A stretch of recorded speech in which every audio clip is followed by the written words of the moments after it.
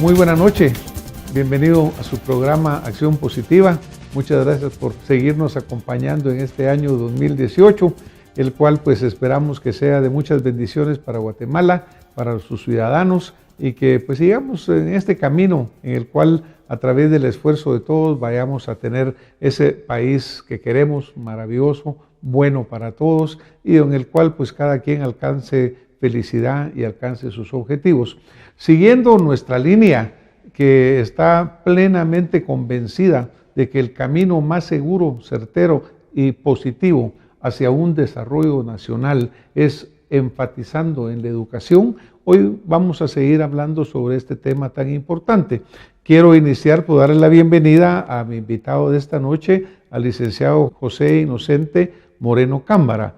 Bienvenido, señor viceministro. Muchísimas gracias, doctor. Agradezco la invitación. Un saludo a toda la teleaudiencia. Estamos aquí para platicar de temas tan importantes como lo son el sistema educativo y algunos conceptos que son propios del tema.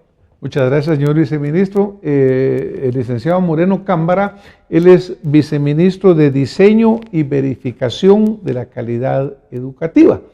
En realidad, muy interesante el nombre del viceministerio. Calidad educativa, se suena mucho, se dice mucho, se habla de calidad, todo el mundo lo repite, todo el mundo lo menciona, pero ¿cómo define usted, el ministerio, lo que es la calidad educativa? Esa es una pregunta interesantísima. El concepto de calidad educativa ha permeado ya incluso a instituciones internacionales como UNICEF, UNESCO, Naciones Unidas en sus diferentes acepciones y han emitido algunas aclaratorias de qué se considera a nivel mundial calidad educativa. A la luz de eso, nosotros en la gestión que preside el doctor Oscar Hugo López, consideramos que definir calidad educativa era circunscribirlo a un marco muy cerrado, que era mejor conceptualizarlo y que el concepto fuera multidimensional. El concepto de calidad educativa para nosotros, para esta gestión, y que está, digamos, bastante bien empatado con lo que las organizaciones internacionales dicen, abarca 5 dimensiones. La primera dimensión es el alumno, porque es el protagonista del proceso educativo. La segunda dimensión es el entorno, porque entendemos que estar en un lugar para aprender requiere de algunas particularidades. La tercera dimensión es el currículo. El currículo debe ser un currículo adecuado que produzca al ciudadano del futuro, al ciudadano mundial, al ciudadano cibernético que necesitamos. La cuarta dimensión son los procesos. El sistema educativo en Guatemala es muy grande. Tiene alrededor de 150,000 maestros, 32,000 centros educativos en toda la República, con algún buen número de personal administrativo. Entonces, cada proceso que se activa debe ser eficientemente encauzado y llevado a buen término.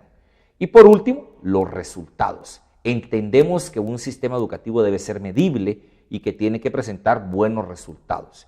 Esas son las dimensiones que nosotros consideramos el concepto de calidad educativa. Cada una de ellas presenta retos enormes y titánicos que estamos dispuestos a afrontar en colaboración de todos, por supuesto, porque es una responsabilidad de todos. Muchas gracias, señor viceministro. Cuando uno habla de educación, entiendo que compartimos ser maestros de educación primaria ambos, usted y yo. Así es. Cuando uno habla de educación, sabemos que no es un proceso de 1 año, de 2 años, sino que es un proceso a largo plazo. Usted mencionaba hace un momento, nosotros en el ministerio lo visualizamos en esta forma, pero existe una política nacional que asegure que en los siguientes 20 años va a haber continuidad del esfuerzo que ustedes realizan hoy y que no como sucede en otras áreas de la administración o del gobierno, cada vez que entra una nueva administración se cambia el rumbo, porque pues si sabemos que este proceso requiere 20 años, 25 años, ¿cómo asegurar? ¿Hay un currículum central, hay un plan nacional que trace el norte hacia dónde guiarnos? Es complicado porque el entorno sociopolítico de Guatemala o de Centroamérica, me animaría a decir, solo tiene 2 formas de afianzar, entre comillas y subrayado, algo que queramos dejar para futuro. Uno es volverlo política de Estado, que hay alrededor de 92 políticas de Estado, 11 activas. Y la otra es legislar. 92 en Guatemala. En Guatemala. 92 políticas de y la otra es legislar, hacer una ley que asegure el cumplimiento de algo. Creemos, nosotros tenemos la virtud, le diría, que la gestión actual todos somos maestros. El ministro y los 4 viceministros venimos de dar clases. Y estamos convencidos de que la forma de dejar algo para que tenga continuidad es que tiene que ser innovador, que tiene que ser culturalmente pertinente y que tiene que ser medible y evaluable con el tiempo. Si esos 3 elementos se cumplen, se necesitaría de una locura un tanto extrema como para decir, yo dejo por un lado este programa. Y además, que produzca resultados. Tenemos un sistema educativo con muchísimas dificultades, se han hecho muy buenos esfuerzos, pero hay que revitalizarlo, hay que relanzarlo y hay que recomprometerse con el sistema. No podemos seguir teniendo un sistema educativo donde un niño de 9 años, según un estudio que nos hicieron, nos dice, no voy a la escuela porque no me interesa. No puede ser. Los que tuvimos la suerte de ir a la escuela, los que tuvimos la suerte de ser educados, debemos dar muestra de que la educación cambió nuestra vida. Y si eso gravita en el entorno y en el imaginario social, la educación se va a potencializar como lo necesitamos urgentemente. Porque eso es lo fundamental. Uno, que sea verdaderamente una política de Estado, que trascienda más allá de los 4 años de un gobierno y que realmente pues sea hacia donde nos queremos enfocar. Hay un ejemplo que es lo que hizo la concertación en Chile, que fueron 4 gobiernos, pues que pudieron tener una continuidad sobre la otra. Me recuerdo que el primer esfuerzo en el primer gobierno de la concertación fue la cobertura universal. Claro. Y terminaron al final de los periodos teniendo lo que era la excelencia académica, porque cobertura no quiere decir excelencia, ¿verdad? Exacto. Yo creo que, ahora, claro que ahí hubo el hecho de que los 4 gobiernos continuaron la misma política, pero si no, pues tal vez creo que aquí lo importante pudiera ser el hacerlo una ley nacional de educación que establezca hacia dónde queremos ir. Guatemala en general se describe muy atrasada en muchos aspectos. En el último informe de CEPAL que anda circulando, nos ponen en el último lugar prácticamente de la pobreza en Latinoamérica, incluso atrás de países que como Haití han sido señalados. Entonces Guatemala y Honduras nos ponen en lo último. Claro que esto también tiene que repercutir en las capacidades de educación porque pues, nuestra infraestructura, etcétera, está relacionada. Tal vez volviendo a insistir en el tema, hay una iniciativa por parte de las actuales autoridades para volver esto una política de Estado o incluso para llevarlo al Congreso y pedir una legislación. Creo que la ley que se debe perfilar, que es una buena herramienta, no debe de ser una ley operativa. Hay una muy buena ley de educación, digamos, operativa, que hay que actualizarla. Un error en las gestiones no de educación, sino administración gubernamental, es que las leyes no son evaluadas.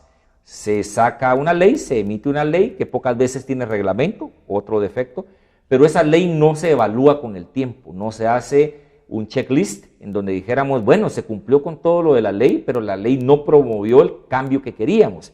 Hay que readecuarla, hay que cambiarla.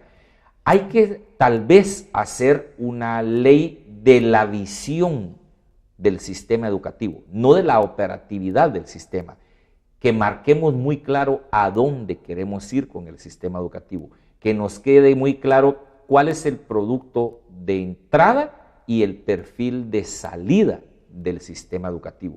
¿Qué queremos hacer? Eso no es una costumbre. Porque imagínense que realmente vivimos en un mundo tan cambiante que lo que hoy sucede en el mundo prácticamente hace 5 o 10 años tal vez ni existía en cuanto a las necesidades, el desarrollo tecnológico, las formas de cómo enseñar y sobre todo para qué se está formando a la gente, cuál es el objetivo, ¿no? Porque pues la persona cuando se educa querrá al final de su educación tener una vida adecuada en la cual pueda dedicarse a una profesión, tener un cambio. Cuando hablábamos antes de entrar al programa, usted me mencionaba de que Guatemala, en relación a por ejemplo, Europa tiene un atraso de 110 años en su desarrollo educativo. ¿Nos puede concentrar un poquito en este tema? Claro, hay muchos estudios que miden los sistemas educativos y al sacar una media de los mismos, muchos autores expertos en el tema dicen que el sistema educativo latinoamericano, nosotros lo apropiamos para Guatemala, tiene un retraso de algo así como 110 años en muchas cosas, en indicadores, en metodología, en disposición, en muchos aspectos. Y esto nos causa un problema, porque si el objetivo es el desarrollo, no vamos a llegar a él si el sistema educativo no es, primero, estable y segundo, eficiente. Eso no lo vamos a lograr. Es una locura lograr un pico estadístico de desarrollo sin tener una estabilidad educativa, porque no es sustentable, no es sostenible. Tenemos que mejorar mucho. Aquí la idea es, no vamos a llegar con innovaciones evolutivas. Evolucionar es lento. Evolucionar es parte de la actividad humana, pero es lenta. Pero tenemos que ir tras la innovación disruptiva. Tenemos que romper rutas, tenemos que aventurarnos en ciertas cosas que no hemos querido hacerlo. Los modelos pedagógicos nos llegan distorsionados y con retraso. La tecnología nos llega con mucho retraso. El material curricular llega también con retraso. Esto quiere decir que hay que acelerar procesos. Por ejemplo, cuando uno visualiza que hay instituciones o en otros lados que prácticamente ya no usan ni cuadernos, sino que todo lo hacen con tablets o todo lo hacen con computadoras. En la vida todo es bueno o todo es malo, es relativo, ¿verdad? Porque también los extremos pueden ser malos. Hay niños que no pueden ni escribir, porque ya solo lo hacen con computadora. Pero obviamente el retraso es muy grande. Y también me imagino, señor viceministro, que hay diferencia entre el área rural y el área urbana en Guatemala, que es parte de lo que sucede en salud, de lo que sucede en infraestructura, que hay una gran brecha entre ambos lugares. Muy amplia. Por ejemplo, cuando vemos el título del ministerio, Verificación de la Calidad Educativa, he oído por ahí que han habido visitas que han llegado a algunas instituciones educativas en la cual se presenta personal del Ministerio de Educación y de otras instituciones haciendo esta verificación. Cuéntenos qué es estas visitas y qué está sucediendo, qué es lo que se quiere hacer. En este entonces, las visitas fueron de carácter preventivo y vamos tras aspectos puramente administrativos, que es un primer indicador de que las cosas al menos son legales. Hacemos una visita en donde llega el Ministerio de Trabajo para analizar la relación laboral, que sea sana, que sea legal, que sea la propicia. También llega SAT porque hay cosas que en las instituciones privadas se cobran, pero no entran dentro del rubro curricular. Entonces debiera emitirse factura sobre eso porque no hay exención en ese tema. Llega también DIACO para corroborar precios. Nos acompaña Derechos Humanos para supervisar que se haga un proceso integral, sano y formativo. Y vamos nosotros para ver que las carreras que se estén dando, que las autorizaciones que se están dando sean eficientemente utilizadas y que no haya nada que no esté autorizado. Hemos tenido una buena recepción, creo que es el primer paso. Luego viene un acercamiento con la Asociación de Colegios Privados y con la Cámara Guatemalteca de Educación, en donde queremos un compromiso de todos. No podemos seguir pensando que hay un sistema público y un sistema privado completamente ajeno en el sistema educativo. El compromiso de la calidad debe ser de ambos, el compromiso del cumplimiento de tiempo debe ser de ambos, el compromiso de cumplir con un calendario académico debe ser de ambos. Y ha habido una muy buena recepción. Creo que vamos por buenos pasos, falta muchísimo por hacer, lo tenemos que reconocer, pero se están dando pequeños insumos que se pueden convertir en grandes productos. Definitivamente me imagino pues en alguna forma habrá instituciones que lo reciben con preocupación porque dicen, bueno, ¿qué está pasando acá? Pero obviamente es bueno porque mire, los padres de familia hacen un gran esfuerzo por la educación de sus hijos. Yo personalmente creo que la educación pública en Guatemala debe de ser, pues como ya la ley lo indica, gratuita, pero de excelente calidad. Cuando nosotros hablamos de modelos europeos, por ejemplo, hablamos de países como Suecia, Noruega, Finlandia, encontramos sistemas públicos que que son de excelente calidad. Muy eficientes. Y que son sumamente eficientes y son unos grandes compensadores sociales.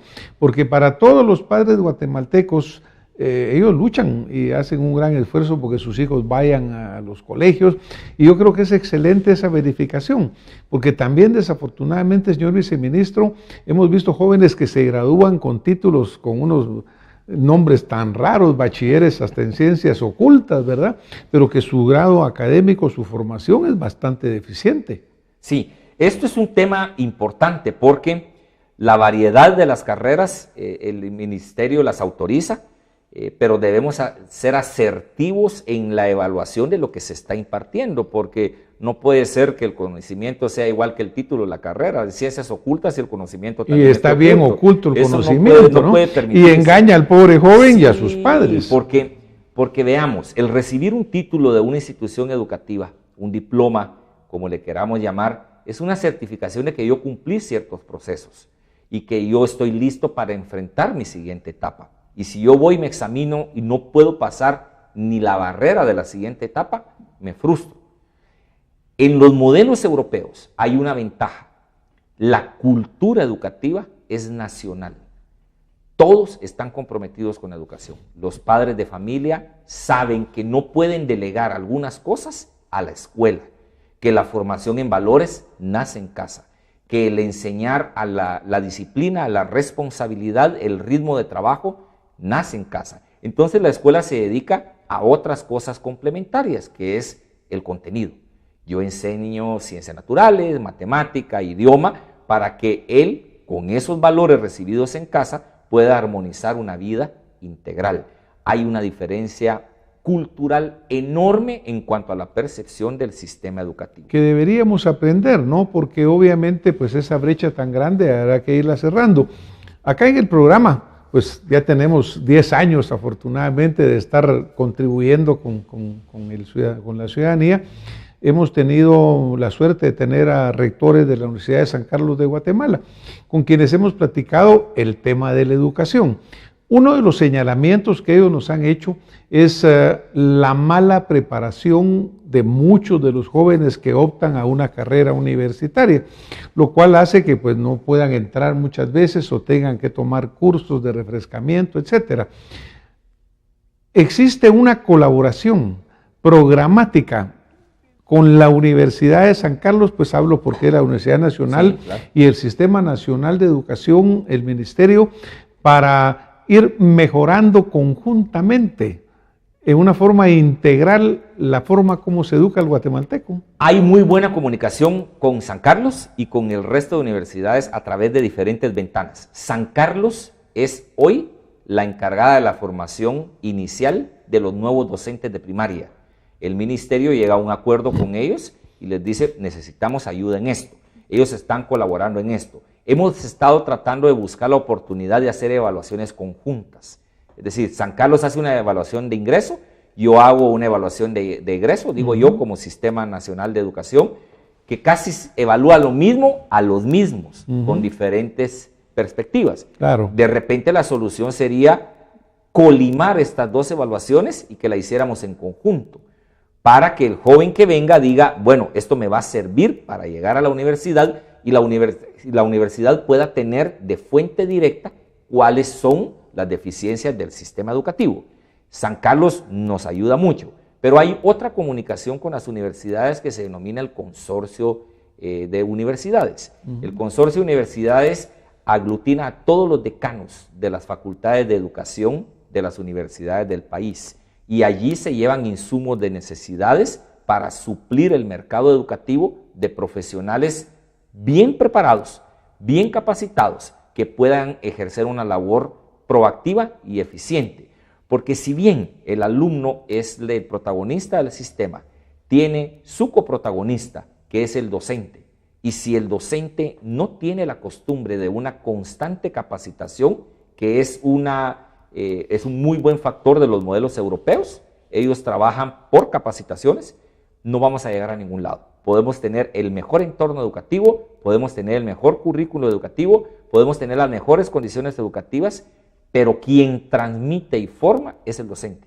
Él tiene que ser un ente digno de capacitación y de continua mejora en su quehacer. Un maestro debe estudiar toda la vida. Eso es algo que conceptualmente no entendemos. Los médicos estudian mucho tiempo para resguardar la vida física de las personas. Nosotros como maestros somos responsables de generaciones, en donde va a salir el futuro médico, el futuro administrador, el futuro abogado. Tenemos una responsabilidad enorme, sin embargo estudiamos muy poco y nuestro estudio debiera de ser permanente. A mí me han preguntado hasta cuándo debo dejar de estudiar como maestro y siempre respondo que espero hacerlo el día del velorio, pero así debiera de ser. La educación continua es definitivamente fundamental, Así es. ¿verdad? Ahora, por ejemplo, existe un currículum nacional básico que se aplica pues, a nivel de preprimaria, a nivel diversificado. ¿Qué tan constantemente se evalúa ese currículum? ¿Se ajusta a las nuevas necesidades? ¿Y quién lo hace? En el ministerio hay 3 entes que hacen esto: la Dirección General de Currículum, la Dirección General de Certificación, que da una línea de cómo debiera empatarse el currículum para ser socialmente pertinente. Y dije CADE, que es la Dirección de Entrega Educativa y de Calidad Educativa. El currículum de preprimaria y primaria se hizo hace ya algún tiempo, es muy bueno, pero es muy técnico. Lo entiende un curriculista. Un maestro le cuesta entenderlo y no se ha evaluado en forma constante.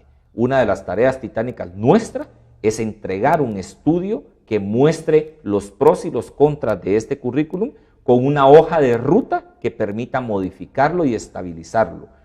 El alumno de hace 10 años no es el alumno de hoy. Ni las necesidades del país tampoco. Ni las necesidades de hoy. Por ejemplo, en educación hay un dicho que dice que desde la prehistoria hasta 1950 el conocimiento creció X, pero de 1950 al 2005 creció 5X. ¿Nos preparamos para eso? ¿Estamos preparando al alumno para asimilar tanto conocimiento? Ya no es lo mismo nuestra rutina de ir a una biblioteca central, que nos presten un libro, tal vez nos dejaban fotocopiarlo y si no había que tomar apuntes, a consultar Google. Estamos preparando al alumno para eso. El currículum debe ser constantemente evaluado. Esto lo haremos en estos 2 años que nos quedan para dejar un instrumento que diga: el currículum tiene este buen funcionamiento, pero tiene estas carencias y hay que mejorarlas urgentemente. En básicos y diversificado es peor. Durante muchos años no hubo currículum. Había un listado de cursos, pero no hubo currículum. En el 2009 se hace un primer intento y se hace un acuerdo ministerial donde se plantea un currículum con 15 materias, algunas tenían 0 periodos de carga académica. Y eso no es lo que se quiere en el mundo actual. 15 materias, tal vez funcionaba para nuestra época. Hoy por hoy hay modelos que tienen 4 materias. 8 tal vez, es el promedio mundial es de 8. 15 es mucho. Entonces en básicos sí ya hicimos una intervención directa. Reagrupamos áreas para que solo haya 10. Esto permite que haya periodos un poco más extensos de docencia y que las áreas se incorporen y se complementen unas con otras. De allí nace un pequeño ruido que creo yo fue por parte de información, pero que no había ninguna mala fe. Es un ruido musical. Es un ruido musical, muy bien lo dice usted. Cuéntenos un poquito sobre el tema porque ha causado mucho furor en las redes sociales. Creyeron que habíamos quitado educación musical. Y no es cierto. Nosotros lo que hicimos fue reagrupar en el área de educación artística, el área de música, el área de artes visuales, para ya no llamarle solo artes plásticas, el área de danza y el área de teatro.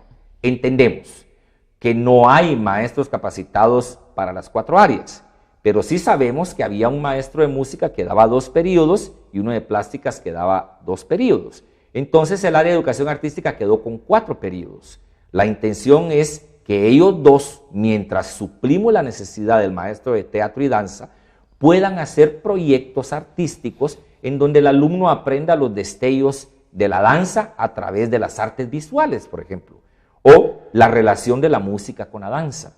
¿Qué es una danza sin música o qué es una música sin expresión de la danza, por ejemplo? Todos esos entornos deben ser explorados. Creo que hubo un malentendido, creo que fue una falta de comunicación. Conozco a algunos maestros de música, conozco la calidad de ellos, es un área que se ha profesionalizado mucho, ya hay licenciaturas en enseñanza de la música, licenciaturas en interpretación musical. Entonces apelamos a ellos para que esta reforma sea lo mejor posible. Claro, porque es tan importante, ¿no? Pues el conocimiento humano es tan extenso, pensar cuál es el objetivo final de educar a una gente. Mencionábamos al inicio que la felicidad es una de ellas, ¿no? Así es. En este mundo que vivimos tan lleno de estrés y tan lleno de tensiones, ¿sí? Pues el hecho de promover la educación en música, las artes, son satisfactores que la gente necesita, porque no es solo trabajo, no es solo dedicarse a algo, sino que verdaderamente también enriquecerse en los aspectos culturales que son tan fundamentales. Señor viceministro, dentro de esta experiencia que usted ha tenido, dentro de este diseño de lo que se está buscando hacer y dentro del hecho de la parte mecánica en sí, la verificación real, ¿cuál diría usted que sería un mensaje importante que a usted le gustaría que le llegara a la comunidad docente de Guatemala, a los padres de familia? Porque yo creo que cada vez hay más guatemaltecos que estamos pendientes de qué le están enseñando a los hijos, de cuál va a ser el resultado de estos cambios. ¿Cuál sería el mensaje más importante que usted quisiera dejarle? Muchísimas gracias. Yo le diría a todos los televidentes y a quien nos escuche por cualquier otro medio que la principal función como actores sociales es entender que la única forma de salir del subdesarrollo es la educación. Que el vehículo más rápido y más robusto para lograr el desarrollo es la educación. Pero educación no se da solo en escuela. Que nosotros tenemos nuestra responsabilidad, y aquí hago un llamado a los maestros, necesitamos ser medidos, necesitamos ser comprobados, necesitamos que nuestros proyectos den resultados. Pero también hago un llamado a la comunidad educativa en general, padres de familia, cooperantes, donantes, a que nos ayuden a comprometernos con la educación. Nosotros necesitamos una sociedad donde la educación sea el pilar fundamental. Ya no podemos pensar que Guatemala le dejamos a nuestros hijos, debemos pensar qué hijos le dejamos a Guatemala. Muchas gracias, señor viceministro. Me parece excelente ese último punto, ¿verdad? Porque yo creo que lo tenemos claro. Y yo creo que los que estamos involucrados en la docencia y la educación, tenemos que hacer esa lucha, porque realmente haya esa conciencia a nivel nacional que se vuelva una política de Estado avanzar a través de la educación, porque esto va a llevar a tener satisfacción, a llevar a tener felicidad, a llegar a tener desarrollo. Así que bueno, pues adelante con esas verificaciones, adelante con esa calidad educativa. Gracias a usted por compartir hoy con nuestra audiencia y a ustedes que nos han acompañado, pues muchas gracias. Nos vemos la próxima semana con más Acción Positiva. Muy buenas noches.